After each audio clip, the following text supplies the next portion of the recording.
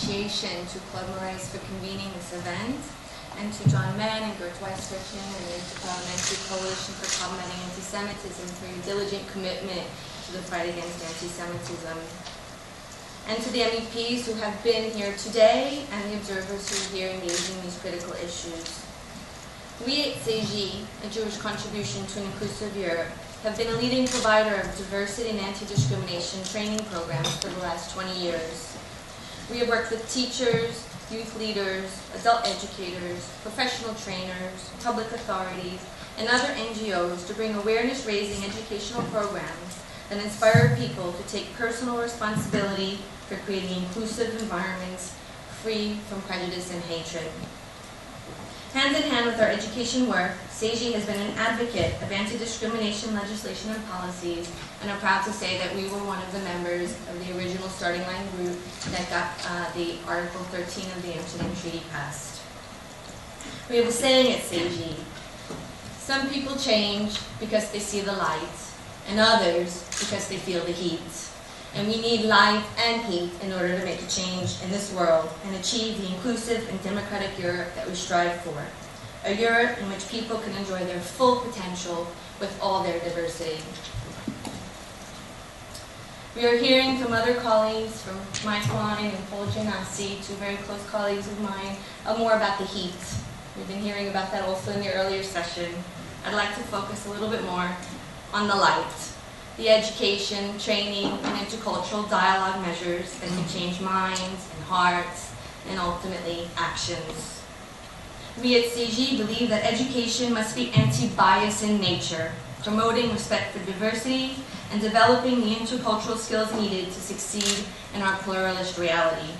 A world in which anti-Semitism exists is also the world in which other forms of bias and hatred can thrive, against other religious and cultural groups, against women and sexual minorities, against disabled people, and against anyone who is considered out of the norm and therefore inferior. The capacity to have empathy, to think critically about information received, to engage in cooperative learning, and a positive self-esteem are all essential anti-bias skills for youth and adults. This has implications for the way students are educated, for the process of democratic governance in schools, and on the content which is delivered, not only for students, also for adults who are engaged in ongoing professional development. To prevent and confront anti-Semitism, there is also a need for education and training programs to provide proper content about the nature of anti-Semitism, to understand the building blocks of stereotypes, prejudice, discrimination, scapegoating, vandalism, and violence. The lessons of the Holocaust need to be internalized so that nobody sits silently by while another suffers from a hostile environment. Anti-bias education should not be treated as the theme of the year. It needs to be integrated into national curriculum and become a regular, natural part of the initial and continued professional training for educators. Police officers, prosecutors, judges, and others in the criminal justice system need to be trained to identify anti-Semitism and to respond sensitively to its victims.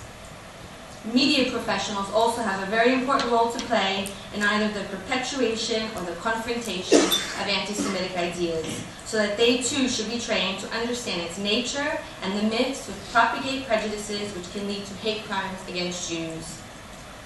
We also need to train ourselves as NGOs and communities to monitor and respond to anti-Semitism. The Facing Facts project, funded by the European Commission, which we are engaged with the CST and the CEJI and ILGA Europe and the CD in the Netherlands, are all as a very good example of doing just that. And finally, it is also so important for different social cultural groups to understand each other's needs and stand up for each other's rights and solidarity. For this, I'd like to thank our colleagues who have been present here today from the International Lesbian and Gay Association, from the European Roma Information Office, from the European Network Against Racism, and the Social Platform. To close, I would like to quote the Chief Rabbi of the United Kingdom, Professor Sir Jonathan Sacks, who is in his address to the European Parliament a few years ago, expressed the wish that, may we, the countries and the cultures of Europe, and all our glorious diversity, together write a new European covenant of hope.